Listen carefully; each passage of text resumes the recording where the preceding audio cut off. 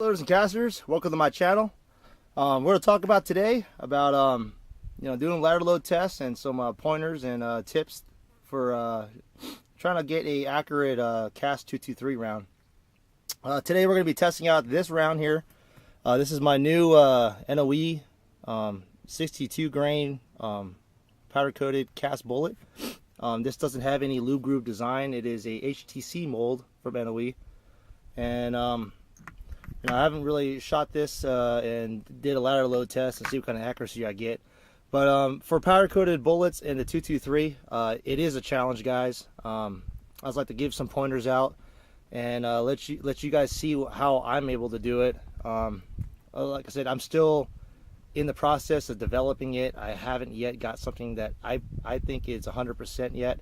And some of my videos, I was doing some testing with the Lee flat nose powder coated design. Now this seems to be an okay design bullet. I was able to get a 3-shot sub MOA group, and the last video I did a 10-shot group, and I finally was able to chronograph it, and they're scooting along, doing 2350 2340 FPS. Pretty good performance for a cast round. It does fully function in my rifle. I also tested it on a few ARs. But there's a lot of guys out there that are getting frustrated with the cast 223. Like I said, guys, it's all in load development. My results are going to differ from everybody else's guns. But if you guys could take the time, the few things I recommend getting is, number one, a chronograph. I wish I gotten this a lot sooner. But a chronograph is going to tell you if your powder is burning efficiently, if you're getting your crazy standard deviation numbers. Stuff like that. It's going to point it out. There's also computer programs out there that will give you some burn rates and some efficiencies and some calculations on that. I don't personally have that. I didn't feel like spending $100 on that. Kind of old school, just wanted to do some testing. Number two, I definitely recommend getting this. I mean, this is a brass catcher. At the end of the day, you're already frustrated. You don't want to pick up brass, or whatnot. What I like about it is that I can shoot my groups. Brass falls right down underneath it, and I can check for pressure signs. For the cast 223, we're not gonna really get into pressure signs, but like I said, at the end of the day, it relieves some of the frustration of packing up your shit and getting on going. But for me, what took me a while to get this Lee powder coated bullet going was finding a powder that worked for me. I found two, Hodgdon 4198 and also the IMR4064. They seem to be pretty good powders for the cast lead bullets for the 223. They're fairly clean. It seems like they are burning all the granules through my barrel. The rifle I got is a 24-inch barrel, but I did shoot him before my last barrel I had, which was an 18-inch, and it seemed to be fairly clean. So I'm getting okay performance with that. However, another tip I like to say is, if you don't see your groups or any kind of group happening, though you may get like maybe 3 or 4 out of the 10 shots, and they seem to have grouped up, and then the rest are flyers. Excuse me. I recommend playing with the overall length. Some ARs like to have that jump, that gap for the bullet to jump and then hit the lands. It's kind of weird. It's kind of the opposite of a bolt action. For my rifle and the last 2 barrels I tested out of, and also my buddy's AR, it seems to like to have about a 60 thousandths jump on these AR, what do you call it, semi-automatic style designs, gas blowback. So for me, I'm seeing these like I started out with 2.1, 3, and I worked down and I got to see it start actually grouping at 2.080. So that was for that bullet, and it was able, like I said, able to get a grouping. Performance is like I said, it's sometimes sub MOA, sometimes it's a 2-inch group. So but I'm at 100 yards, and for practical plinking and just getting someone familiar with the AR platform, it is a good alternative. These are about 8 cents a round that I reload these, including the lead and powder coating primers and powder. So go back to what we're doing today. We're going to try out this new powder. I'm using IMR4064. Now this is supposed to be a good universal powder. It doesn't it doesn't have a lot of big effects with different temperatures and stuff like that. It's kind of like 4895. You could reduce, load it without some drastic potential dangers. That's another thing, guys. Reducing your powder charges, having that excess space in your case, it makes it very crucial to pay attention to your brass to make sure you don't have any split casing, deformation, stuff like that, because actually having the excess space in your brass is it's a bigger potential of having a failure in your rifle, and also a hazard to you yourself. So yeah, when loading these up, pay attention to your cases. Know what your powders are capable of doing. I recommend sticking with the stick powder, and if you can, I'm going to start experimenting with a Dacron filler, basically pushing the powder all the way down to where it seats nice and flush with the primer. You don't have any of the excess case. But like I said, I did some research, and 4064 and 4895 seem to be a powder that you could reduce load using Hodgdon's 60% under max rule, and this powder may show some good potential. I use this for the 30-06, and also sometimes 223 when I run out of Vargant. So yep, we're gonna go out there. We're gonna test out 100-yard shots, and I'm gonna give you guys what I do. Like I said, most of my videos I'm doing a ladder load test and testing what these do, and let's see if we actually get some accuracy out of this new mold. I shot this before and it just wasn't working, and I'm thinking it has to do with the lands on it. It like I said, it's HTC design. It doesn't have any loop grooves, which I think seem to be a better performer for the cast bullet. There's not that much friction, the riding against your lands on your rifle. So let's get you set up, 100 yards. We're going to do a chronograph, and so we're going to be shooting at some targets up there that have 1-inch squares. So let's get loaded up. We're going to start off with, let's see, what am I starting at? I'm starting off with 15.5 grains of 4064, and we're going to work up in 5 grain increments, all the way up to I got here 24 grains. So we'll see how these hold up. My BHN, when I tested these, they're at 18, and I let it age. That's right after I casted it, so I let it age for a little bit. So I'm probably sitting around a 19 or 20. But let's go ahead and get this loaded up. Yeah, get this going. All right, guys. Up first, we got the IMR 4064 at 15.5 grains. I don't expect these to actually cycle my gun yet, so I'm just starting a little low. See what these do. We're set up again at 100 yards. We're going to start off all the way in the far left target, and we're going to work up in 5 grain increments. So let me get this thing to focus it. I probably need to invest in a camera that has that remote control, that kind of like the Cadwell camera for shooting. Go a long range and you can remote control it from I think they said 500 meters or something like that. Anyways, yep, here's 5 shots. We're gonna work up 5 grain increments, and let me get this chronograph going.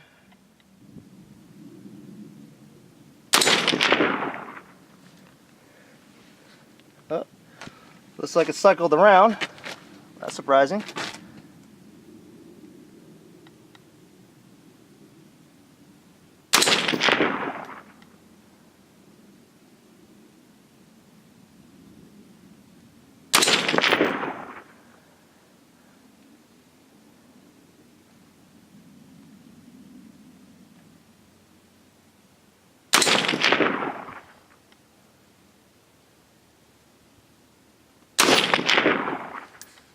Alright, so that's cycled around, but it looks like we're shooting low.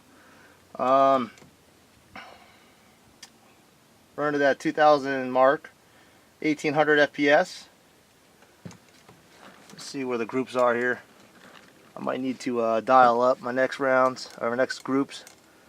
Let's see here, looks like we're 5 inches low. Let me go ahead and dial up, let's see, 12.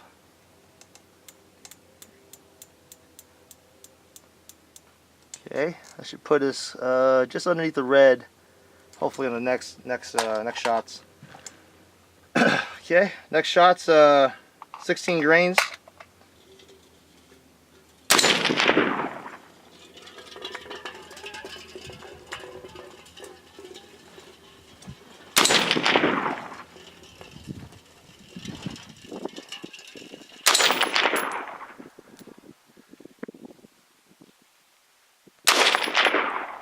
Okay, bolt locked back, just at 16 grains, that's pretty good. We're still a pretty light round load. It's that one had a, wow, standard deviation of 2.88. Yeah, wow, that's the lowest I've seen so far. Spread of 6. So yeah, see, like I said, it's you know, you never know. Start experimenting and you start seeing a pattern that might start working. We'll keep that, though it didn't group. Looks like we're on the right track. We're going to go with 16.5 grains. 5 shots of that.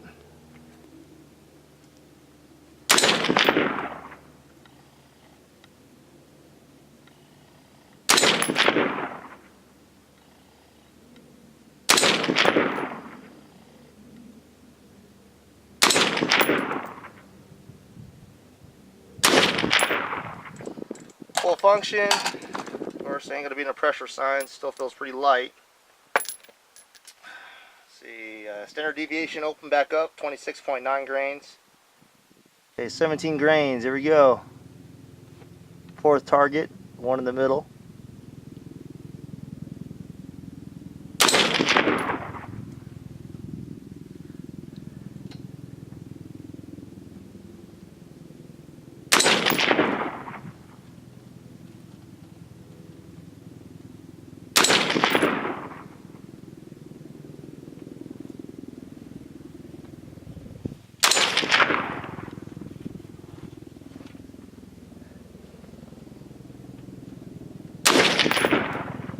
Like we starting a group. Pressure looks good. We're at 17.5 grains now, guys. That one got us over the 2000 mark.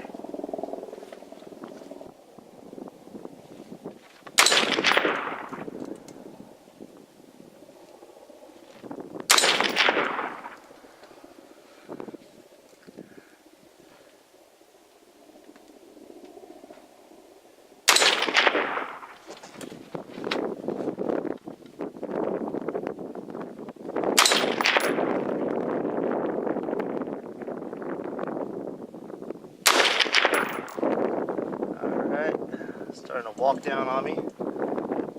Barrel's starting to get a little warm.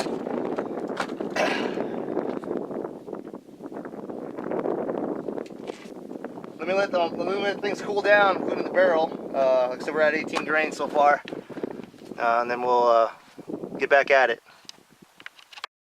All right, guys, gotta let the barrel cool down for a little bit. The wind is starting to pick up, so we'll go ahead and finish this off a little bit for now. Getting back to it, we're at 18 grains. IMR4064. See, there we go. All right, 18 grains, guys.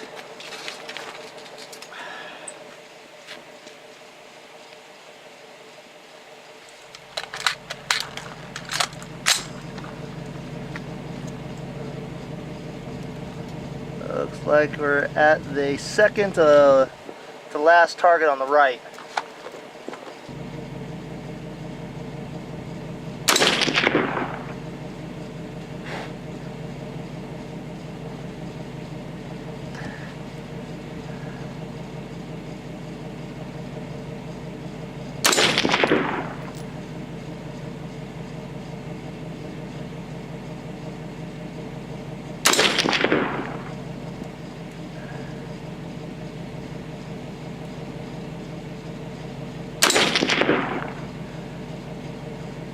This one's giving us a pretty good group, guys.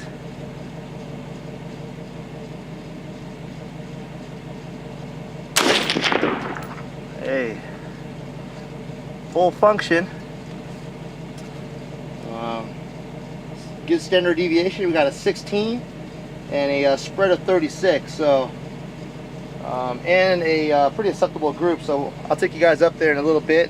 Let's do 18.5. That's going to be the last target on that.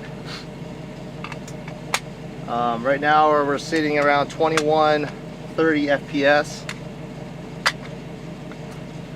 This should bring us up right at 2200 right now.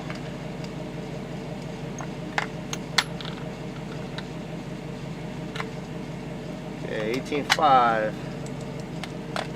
Last target on the right, guys.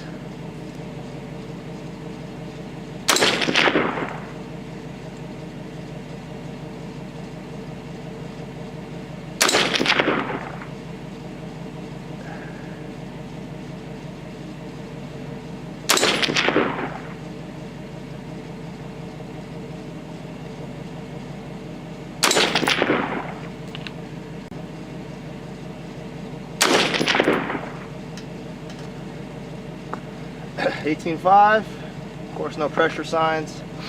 That was the last group up there. Let's go ahead and take you up there. See what these look like. Looks like we averaged just under 2200. I got 2198, standard deviation 55. So we went back up there. Let me go ahead and take you guys up there and see what these look like.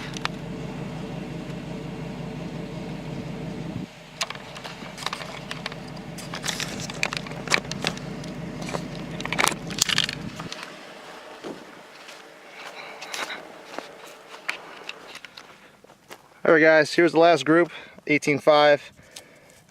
Open up a little bit. Look, we got like a, let's say, about a 4-inch, maybe 3.5 spread there. All 5 shots. The one next to it seemed to, I think this is the best group out of all of them so far. 2, 3, 4 here, and I think I got a flyer there somewhere. I'll measure that when I get back. Here's 17.5. Not too impressive. 17, 16.5, 16, and then 15.5. Of course, shot low, so I dialed up another 12 on my scope. But you can see how going up the powder charge, you can see how it's starting to walk up on target. Kind of interesting to know. So we're going to go ahead and go off with 19 grains. Take 4 of these targets down, get reset up again. But yeah, guys, see, you know, it's just all load development. See, look like these bolts are doing a lot better performance. I'm getting complete burn. I just opened up my barrel real quick and looked down it. I got no granules down there, and it seems like I got mostly every single one except for one flyer on paper. Oh yeah, and this one too, hit right here. So yeah, two bullets out of the say 5, 10, 15, 20, 25, 30, 35 bullets. So we got 33 bullets out of 35 on paper. That's pretty good. 100-yard shot. All right, guys, let's get reset up. Let's finish this ladder load and let's talk about it. All right, be right back. All right, we're starting off again at 19 grains. Get you guys situated here. The last 2 on the right there are 18.5 on all the way on the right. But 19 grains on the far left. Finish this ladder load. So far, everything from 15.5 up to now, functioning bolt lock back and everything on this rifle. And looks like we're sitting just over 2100 or 2200 FPS. There's 19 grains. Let's start there. All right, first target on the left, guys. Oh shit, I pulled that one. Okay, my bad.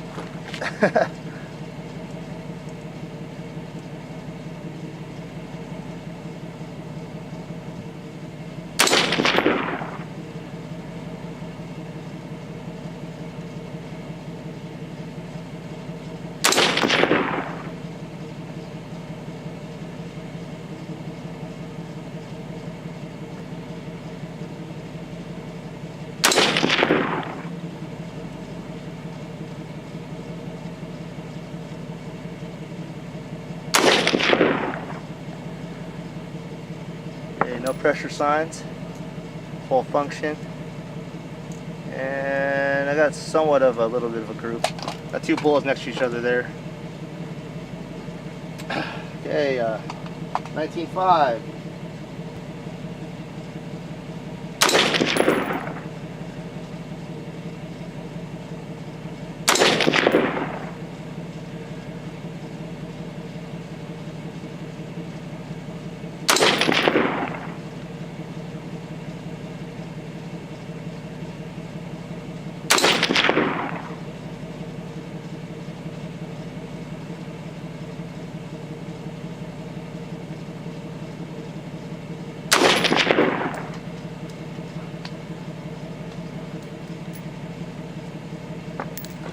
Alright, no pressure signs, but I don't see anything on paper.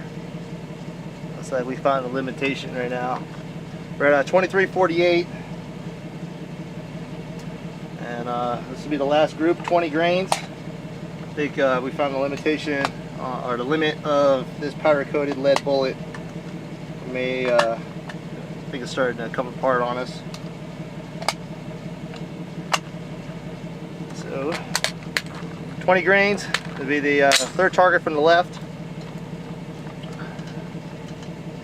Let's see if we get something on paper here still.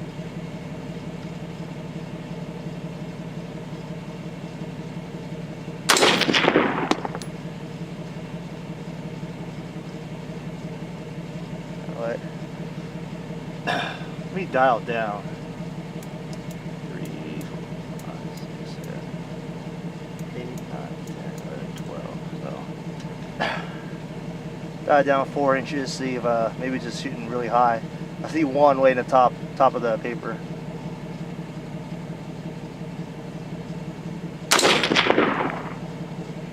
Okay.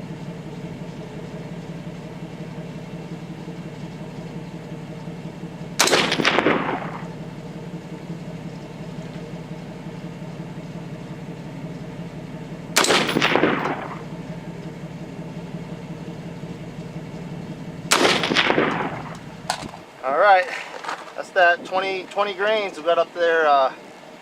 Looks like we're right at 2454. Forgot to let's start the chronograph again. Holy crap, I wish I could just find maybe like a push button. You just hit the button and it resets the chronograph and gets it going again. But let's walk up there and see what the last groups are doing. And then we'll get back to the reloading bench and go over some thoughts and some ideas I think of for the cast 223. Maybe I can get you guys' input on this and maybe get some loads that are starting to work better for us. But for now, IMR4064. I'm liking the powder so far. It seems to burn pretty clean, and I'm getting full functionality. Bolt lock back, cycle, all the way from 15.5 grains. And you saw that we're under 2,000 FPS already. We started out at 1,800 FPS with the 15.5, and it is, like I said, functioning on this rifle. So maybe a little bit higher pressure for our powder. So that's why I was able to cycle the gas impingement system. And looks like we found a I want to say an accuracy node, but something that was able to group, and I might have to play around with the overall length from there. So yeah, I started out, I think it was 19 grains. You can see we're starting to open up pretty big.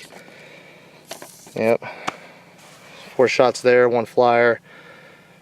19.5, just got 1 on paper. I don't know where the hell the other ones went. And then 20, looks like we got 3. Dialed down 12 MOA here. It's like I saw this one shoot up here, so I went 12. It's supposed to go 4 inches down, but it went way the hell down here. So looks like we found a limitation. Looks like the limit's around 18.5 grains.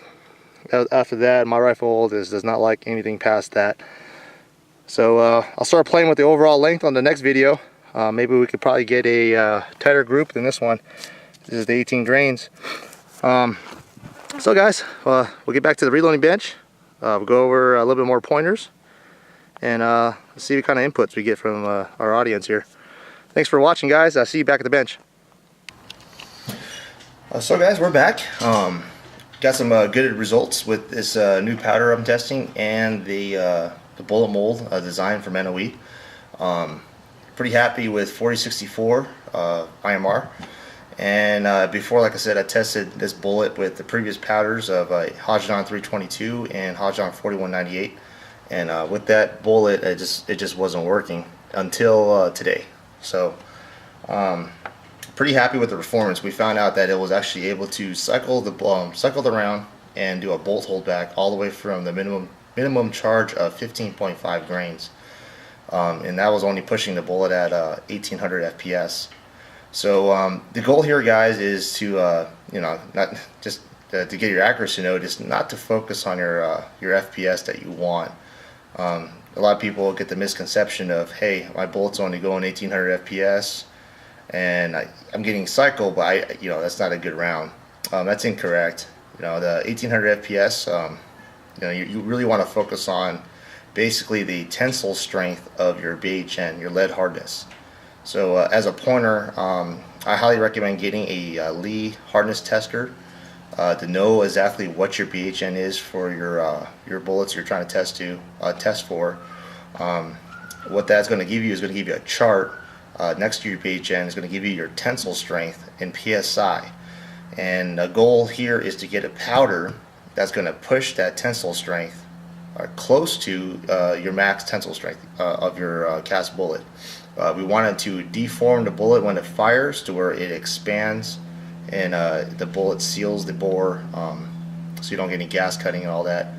And when it exits the bullet, the barrel, it goes back to its original shape, and with its flight path and all that.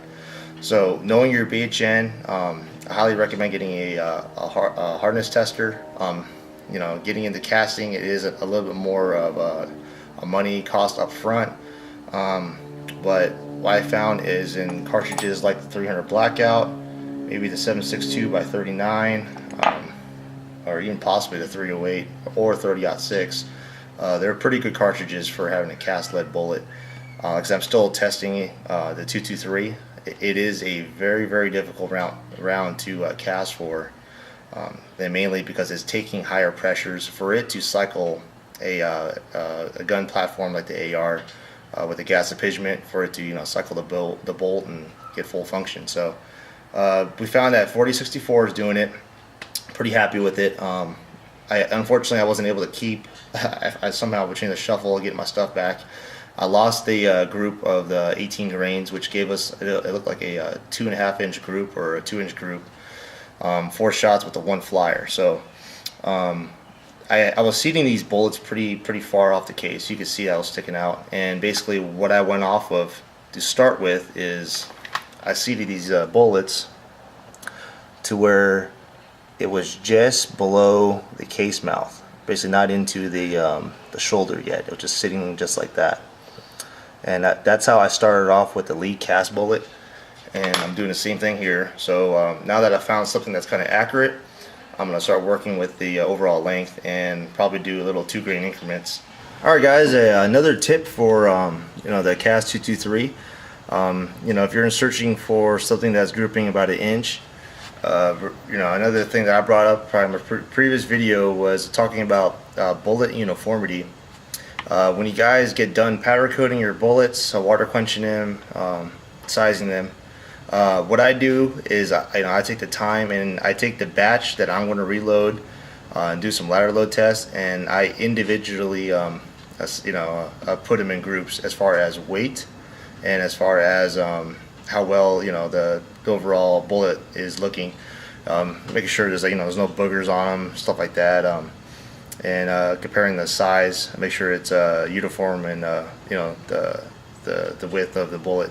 So when doing my load testing, like today, like I did, I separated those 10 shot groups. I took the time and taking these bullets in his hand, sorting them, and individually weighing them within about a 0.2 grain increment. So for me, these bullets were dropping out about a 63.2 grains with my lead alloy, and I kept it at that. I kept pretty much all my bullets in this ladder load about 63 grains, and I put aside the ones that had like the powder coating boogers and stuff like that on them. So that's another thing. Like I said, it's a bullet uniformity that's going to help out too for your cast lead 223 rounds. So yeah, to go over basically some more pointers on that being one of them. When you reduce your powder charges on these cases, there's a few people, Fortune Cookie 45 even mentioned about it. You're leaving excess room in your rifle case.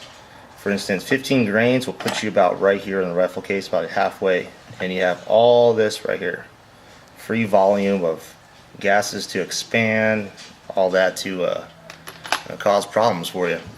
Not knowing the right powder, or probably putting the wrong powder in there, you have a chance of it, especially with weakened brass, or just brass you haven't really paid attention to, you have a chance of it being damaged and basically blowing out the necks or whatever, and even probably causing damage to you. So I recommend, like I said, going over maybe the manufacturer. Like I said, I called Hodgdon and they recommend 48.95 with the 60% rule they did, and they also said that 4064 was another powder that could do the 60% rule. Like I say, if you're doing powders like a spherical powder, like H320 or H335, with that excess case volume, you're going to run into some dangerous situations. If you're going to do something like that, this is something I plan on doing in the future. I'm probably going to put some kind of filler or a Dacron, I guess a little cotton ball or something that will keep the powder from shifting in place inside there. That way when a primer hits it, it burns all the powder right there, and the gases expel like it should. So we're doing reduced rifle rounds for the 223. Like I said, not only is it tough, it can be very dangerous. So for you viewers out there, definitely get into do some research before you get into this. Don't just take my experiences and stuff that I've been doing. Find out for yourself. So other than that, like I said, people get frustrated. They see that the 223 is these. I had people tell me it's impossible to shoot a cast round through it without paper patching. Some of the old heads. We're finding that these powder coated bullets, it's kind of a new hype. It's giving a jacket around our lead bullet that is capable of giving us a performance like a jacket copper bullet. So without the need of a gas check. So it's kind of neat. There's probably new things coming out later on in the future, I believe, for different kind of coatings. Maybe we see there's high-tech coating, and we see that Federal is also playing around with polymer coats. So for powder coated bullets and casting bullets, yeah, it just, like I said, I recommend definitely getting the Lyman cast handbook, or the cast bullet handbook, the 4th edition. I got that, and I read that thoroughly, and they got a lot of good points of about BHN, the kind of hardness, and the stuff I just talked about. Casting bullets, it not only does you save you money, it's just kind of enjoyable for me. You're able to powder coat these bullets, make them look the way you want them. You could color code them for your load, even probably for specific type of hunting you're doing or whatnot. I'm gonna shoot another video because I'm actually really happy with the 300 blackout. Use this mold right here in this type of design. I'll show you guys that I'm actually able to pierce a 1/4 inch steel plate because of this spiral point design, and that's with a cast lead bullet with a BHN of only 16. So it's kind of cool what it does. Not only does it put a hole, it actually makes a pretty wide hole because of the bullet deforming and punching through. So cast bullets, guys, for the 223, don't give up. Just do some research. Like I said, you got to play with their overall length. Like I said, it is a little bit more money up front as far as cost with equipment, you know, like the BHN tester, your lead pot, sizing dies. If you want to say lube, got lube, you got the lube machine you got to worry about. But I highly recommend it. I mean, it's getting better performance in some of these tumble lube A-locks for my 9mm, and like I said, it's just one extra step you got to do. Other than that, yeah, dude. Next video, like I said, I'll shoot some more of these 300 blackouts, and we'll see what kind of performance we get with some different powders. So far, I'm using a Hodgdon H110, and it's doing some pretty good performance. Also, in the next video, I'll probably be doing more testing using the IMR4064. I'm going to play a little bit with the overall length. Maybe we could probably get a better performer than the Lee flat nose design 55 grader. Most people seem to have a slower twist rate nowadays.